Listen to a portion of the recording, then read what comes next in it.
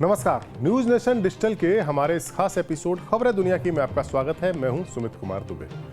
America में राष्ट्रपति चुनाव से पहले प्रचार के दौरान पूर्व राष्ट्रपति डोनाल्ड ट्रंप पर जानलेवा हमला हुआ और हमले के बाद अब एक ऐसी खबर आ रही है जो इतनी गंभीर है कि वो विश्व युद्ध तक करा सकती है। खबर है कि ईरान डोनाल्ड ट्रंप की हत्या कराना चाहता है।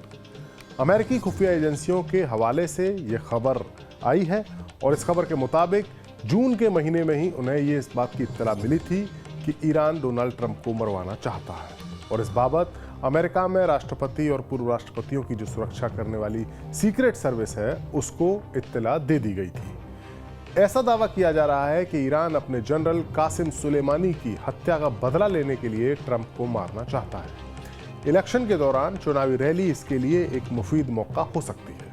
हमारे आज के इस वीडियो में हम बात करेंगे कि आखिरकार जनरल सुलेमानी की मौत का मसला क्या वाकई इतना बड़ा था जिसके लिए ईरान ट्रंप की जान ले ले, और अमेरिका के साथ या ट्रंप के साथ ईरान की दुश्मनी की असली वजह क्या है, और क्या ट्रंप पर जो गोली चली है वो वाकई ईरान ने चलवाई है। पेंसिल्वेनिया के बटलर में डोनाल्ड ट्रंप की रैली में सुरक्षा में चूक का मामला सामने आया। एक हमलावर बंदूक लेकर रैली की छत पर चढ़ गया, रैली से थोड़ी सी दूर एक छत पर चढ़ा और वहां से उसने गोली मार दी। सीक्रेट सर्विस की जो सुरक्षा करती है उसकी लचर सुरक्षा व्यवस्था के कारण ट्रंप पर फायरिंग करने में वो हमलावर कामयाब रहा। हालांकि उस 20 साल के हमलावर को भी मार गिराया गया, लेकिन ट्रंप की सुरक्षा पर गंभीर सवाल खड़े हो गए और इन्हीं सवालों के बीच अमेरिकी मीडिया में सुरक्षा एजेंसियों के सूत्रों के हवाले से एक खबर आई कि अमेरिका को कई मुखबिरों से इस बात की पुख्ता जानकारी मिली है कि ईरान अपने जनरल सुलेमानी की हत्या के बदले में ट्रंप की जान लेना चाहता है। इन रिपोर्ट्स पर रिएक्शन देते हुए अमेरिका में जो ईरान का परमानेंट मिशन है, यानी ईरान के जो अधिकारी अमेरिका में तैनात हैं, उनकी ओर से इन आरोपों को बेबुनियाद बताया गया है। बयान में कहा गया है, या जो ईरान का जो मिशन है उसके बयान में, इसे हम ईरान का बयान भी कह सकते हैं, कि जनरल सुलेमानी की हत्या करवाने के लिए ट्रंप को ईरान एक अपराधी मानता है और उन्हें सजा दिलवाने के लिए वो कानूनी प्रक्रियाओं का सहारा ले रहा है। हालांकि अमेरिकी अधिकारियों के मुताबिक ट्रंप पर जो गोली चली थी उस हमलावर का ईरान के इस प्लानिंग के साथ कोई लेना देना है या नहीं, इसके बारे में कोई सबूत नहीं मिला है। लेकिन अमेरिकी एजेंसियों का मानना है कि ईरान की ओर से भी ट्रंप को निशाने पर लेने की प्लानिंग की गई है।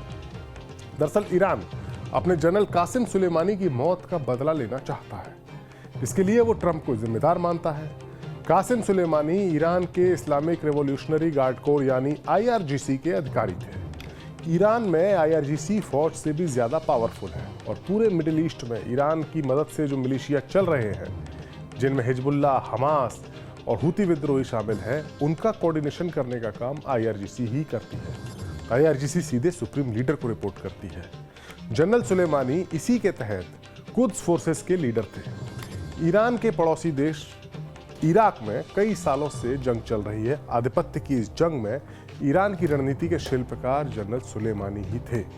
सुलेमानी ने 2011 में अरब क्रांति के दौरान सीरिया में राष्ट्रपति बशर अल असद के खिलाफ जो गृह युद्ध शुरू हुआ था उसमें भी बशर अल असद की मदद की थी। जब अमेरिकी अधिकारियों ने आरोप लगाया कि इराक में या सीरिया में उन्होंने आतंकवादियों ने इराक में सड़क के किनारे खड़े अमेरिकी सैनिकों को निशाना बनाया, तो इसका आरोप सीधा सीधा जनरल सुलेमानी पर लगा था कि उन्हीं के इशारे पर अमेरिकी फौजियों की हत्याएं इराक या सीरिया में की गई हैं।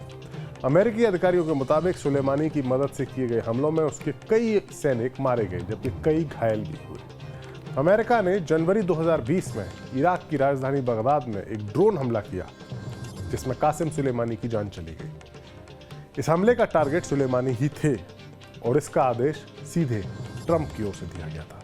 ट्रंप उस वक्त राष्ट्रपति थे। सुलेमानी की मौत ईरान के लिए एक बड़ा झटका थी और ईरान के आवाम में उनकी लोकप्रियता भी काफ़ी ज़्यादा बढ़ी हुई थी। हर साल उनकी बरसी के दिन उनकी मज़ार के पास जुलूस निकाले जाते हैं। उनकी मौत के एक साल बाद 2021 में ईरान के सुप्रीम लीडर ने पब्लिकली अनाउंस किया था कि जिन लोगों ने जनरल सुलेमानी की हत्या का आदेश दिया था उन्हें सजा दी जाएगी। जाहिर है इशारा सीधा ट्रंप की ओर था। मीडिया रिपोर्ट्स के मुताबिक उस वक्त ट्रंप प्रेसिडेंट थे और कुछ ही हफ्ते उनके बचे हुए थे प्रेसिडेंटशिप के।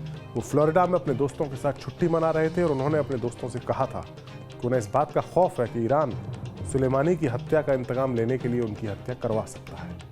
सुलेमानी की मौत के इंतकाम का मसला इतना सीरियस है कि अमेरिकी एजेंसियों ने न सिर्फ ट्रंप की बल्कि उनके कार्यकाल के दौरान जो उनके खास सहयोगी यानी नेशनल सिक्योरिटी एडवाइजर रहे थे बोल्टन और उस वक्त के विदेश मंत्री थे माइक पोम्पियो, उनकी सुरक्षा भी बढ़ा दी थी। साल 2022 में अमेरिका के जस्टिस डिपार्टमेंट में IRGC से जुड़े हुए एक शख्स पर एक मुकदमा चला। उन पर बोल्टन की हत्या की प्लानिंग का आरोप था। मुकदमा चलाया गया। आरोप था कि उनके पास से बोल्टन के मूवमेंट की ऐसी पूरी जानकारी थी जो सार्वजनिक नहीं थी, यानी बोल्टन कहाँ जा रहे हैं, कहाँ रह रहे हैं, सारी जानकारी उस शख्स के पास थी। और आरोप था कि वो उनकी हत्या करना चाहता था और वो IRGC का मेंबर था। इन बातों से समझ में आता है कि अमेरिका को इस बात का पूरा खौफ है कि ईरान न सिर्फ ट्रंप को बल्कि सुलेमानी की मौत के वक्त ट्रंप के साथ ही रहे लोगों को भी निशाना बना सकता है। दरअसल ट्रंप शुरू से ही ईरान के विरोधी रहे। हमने अपने एक पिछले वीडियो में इस बात की विस्तार से चर्चा की थी कि आखिरकार अमेरिका और ईरान जो पहले दोस्त हुआ करते थे बाद में दुश्मन क्यों बन गए।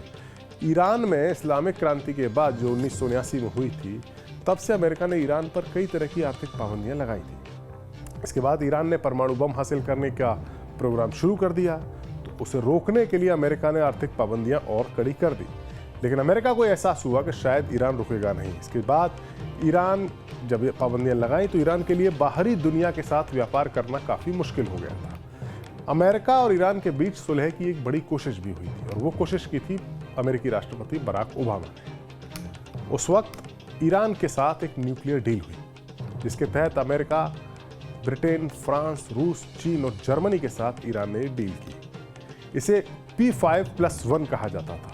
P5 मतलब वो 5 परमानेंट मेंबर सिक्योरिटी काउंसिल के, जो संयुक्त राष्ट्र संघ की सिक्योरिटी काउंसिल के 5 परमानेंट मेंबर प्लस जर्मनी, इन 6 देशों के साथ ये डील हुई थी। और इस डील के तहत ईरान अपने न्यूक्लियर प्रोग्राम को लिमिटेड करने के लिए तैयार हो गया था, जिसकी एवज में उस पर से जो पाबंदियां लगी थी उनमें ढील दी जानी थी। लेकिन अगले ही साल 2016 में अमेरिका में चुनाव हुआ और उसके बाद ट्रंप की सरकार बन गई और ट्रंप ने 2018 में इस डील को खारिज कर दिया, अमेरिका को इस डील से वापस हटा दिया। ये डील फेल हो गई और अमेरिका ने ईरान पर सबसे कड़े प्रतिबंध लगा दिए। अब तक अमेरिका ने जितने भी पाबंदियां लगाई थी, ट्रंप की पाबंदियां सबसे कड़ी थी। इतनी कड़ी थी कि भारत जैसे देश को भी ईरान से तेल खरीदना बंद करना पड़ा। जब ईरान अपना तेल ही नहीं बेच पा रहा था तो सोचिए उसके पास आमदनी का जरिया क्या रहेगा। जाहिर है ईरान ट्रंप की ब्लैक लिस्ट में शामिल मुल्क है और अगर ट्रंप दोबारा राष्ट्रपति बनते हैं तो ईरान के लिए बड़ी परेशानी खड़ी कर सकते हैं। ईरान में हाल ही में राष्ट्रपति चुनाव हुए हैं और एक सुधारवादी लीडर पेजेश्कियान नए राष्ट्रपति बने हैं या प्रेसिडेंट इलेक्ट हैं। उन्होंने भी विदेश नीति को लेकर अमेरिका के साथ अपनी तल्खी की बात को कबूल किया है।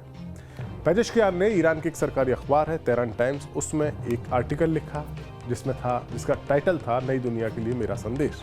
और इस आर्टिकल में, या एक ओपन लेटर इसे कह सकते हैं, उसमें उन्होंने बताया कि उनकी सरकार नेशनल इंटरेस्ट के मद्देनज़र सभी देशों के साथ संतुलित ताल्लुक स्थापित करेगी। लेकिन अमेरिका के लिए उन्होंने खास तौर से कहा कि उनका देश दबाव में नहीं आएगा। साथ ही उन्होंने अमेरिका के दुश्मन यानी रूस और चीन के साथ अपनी दोस्ती की बात को दोहराया, उन देशों की सराहना की और मैसेज दिया कि ईरान में प्रेसिडेंट भले ही बदल गए हों, लेकिन इसका मतलब ये नहीं कि अमेरिका के साथ दुश्मनी खत्म हो जाएगी। उन्होंने अमेरिकी सरकार को आड़े हाथों लिया और आरोप लगाया कि उसने ईरान के मशहूर जनरल कासिम सुलेमानी की हत्या करके दुश्मनी को बढ़ाने का काम किया है। इस बात से जाहिर है कि ईरान पर लगी अमेरिकी पाबंदियां और 2020 में ट्रंप के ऑर्डर पर हुई जनरल सुलेमानी की मौत ऐसे मसले हैं जो ईरान और अमेरिका के रिश्तों को निर्धारित करने में सबसे ज़्यादा अहमियत रखते हैं। और अब ट्रंप को ख़त्म करवाने के लिए ईरान के प्लॉट की खबरों ने इन दोनों मुल्कों के बीच तनाव को एक बार फिर से सामने ला दिया है। हमारा वीडियो आपको कैसा लगा? कमेंट सेक्शन में जाइए और अपनी राय हमें बताइए। नमस्कार।